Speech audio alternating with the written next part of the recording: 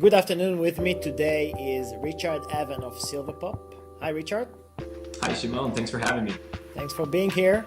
Can you start by giving us a short introduction into who you are and what you do?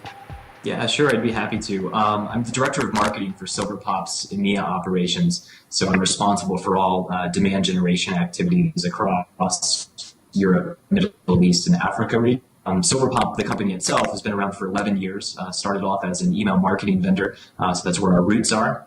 And about 5 years ago, we acquired a company called V-Trends, getting us into the marketing automation space. So we focus about 50% of our time in each of those markets. So 50% on the email side, 50% into B2B marketing and marketing automation. Okay, Richard. You are actually a company that measuring a lot of stuff in business to business. You're producing also a lot of content. Could you give us your vision on how the B2B buyer or buyer behavior has changed in recent years? Yeah, absolutely. It's something we talk about a lot. Webinars like this one and interviews as well as conferences. And I think the changing role of the buyer has really turned things on its head from where it was maybe 5 or 10 years ago. We see buyers who are engaging with the vendors only in the last stages of the sales cycle.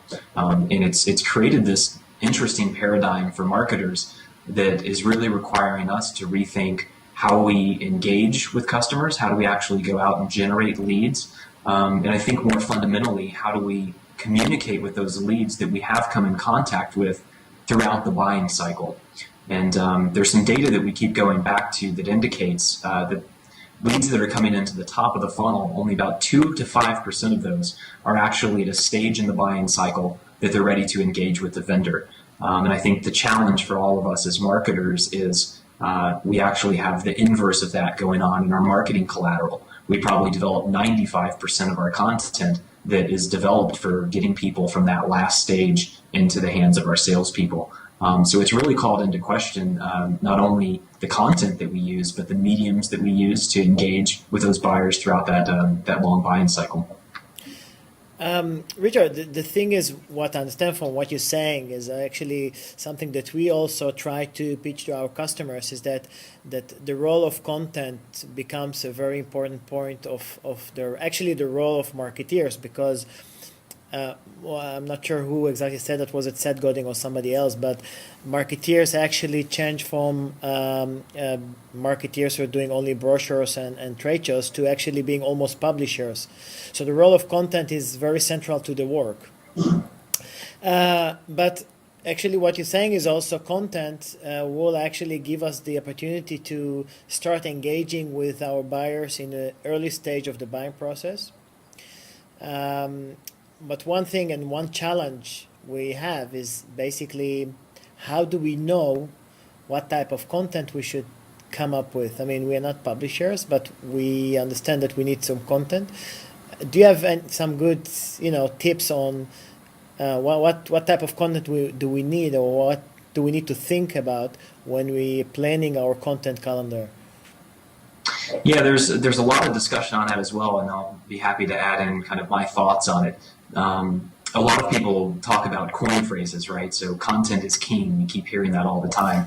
And I think that good content is critically important. And when we think about the words we use and the information that we deliver, I think one of the most important challenges and changes for us to grasp is to try in our marketing to be informative and educational.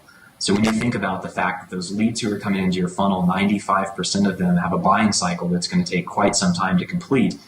They're really reaching out to you not to call your sales team, but to start learning things about what their problems are, how they can begin to solve it.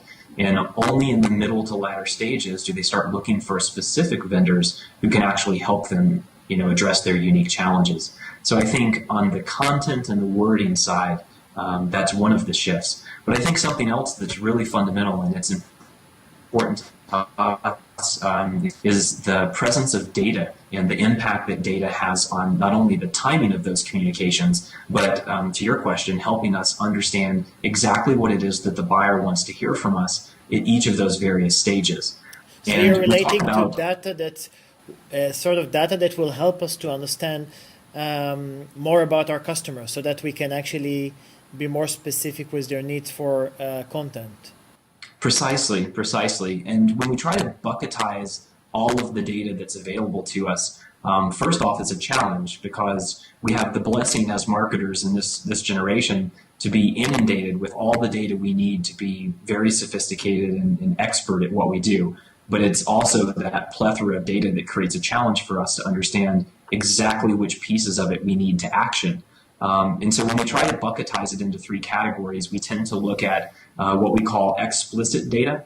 And this is historically what we've always done with prospects and buyers. We ask them what it is that they would like to hear from us. We ask them where they are in the buying cycle. And it's a good starting point for the relationship because it at least gives us some reference where we can begin building content in a dialogue. But what we find is that all too often, the information, I'm sure this will ring true with everyone, the information that we collect in those lead forms tends to be errant. Not only can the data be incorrect, but I think a lot of people enter in the data aspirationally. They say they have a bigger budget that they really haven't even verified yet, and they'd like to buy in 3 months when in reality it's going to take a year to complete it. So that explicit data, while it's the first step, is also kind of the sloppiest.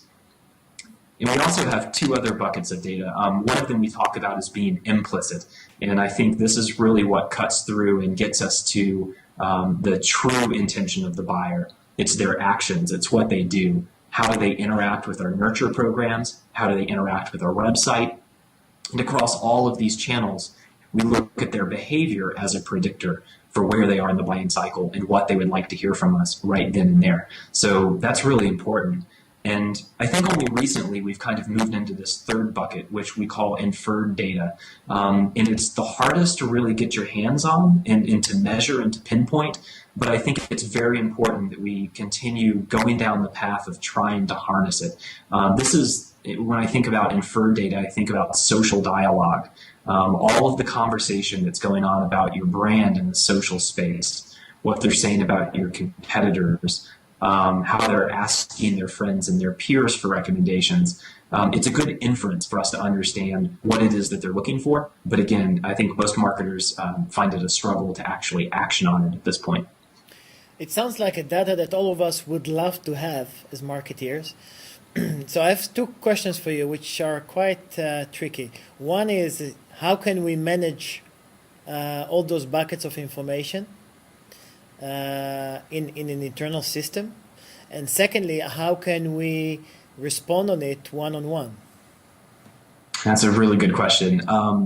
Managing all of that data and getting it into a centralized place is absolutely key to build these structured programs where you can really have a dialogue.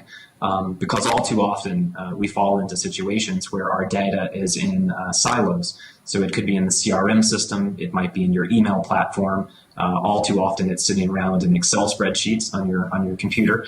But I think finding a source is critically important. And that could be your CRM system that is your database of record. It could also very well be a marketing automation platform that connects all those various pieces and allows you to build that holistic, complete view of the prospect and the customer.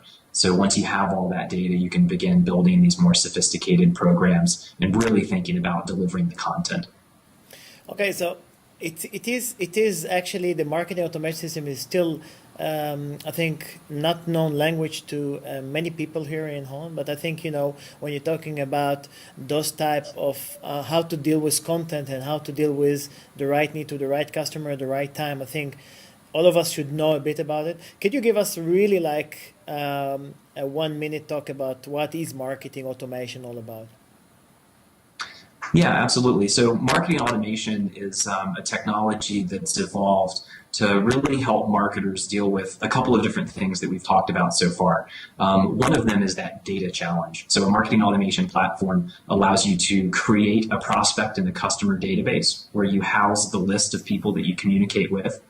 And it also allows you to connect in all of those various data sources. So not only do you have maybe a list of prospects that have come in from an event, but you can also have all of the other information about their web activity, their past purchase behavior, other types of web forms or information you might have collected. And it creates that comprehensive 360-degree view of the prospect or of the customer.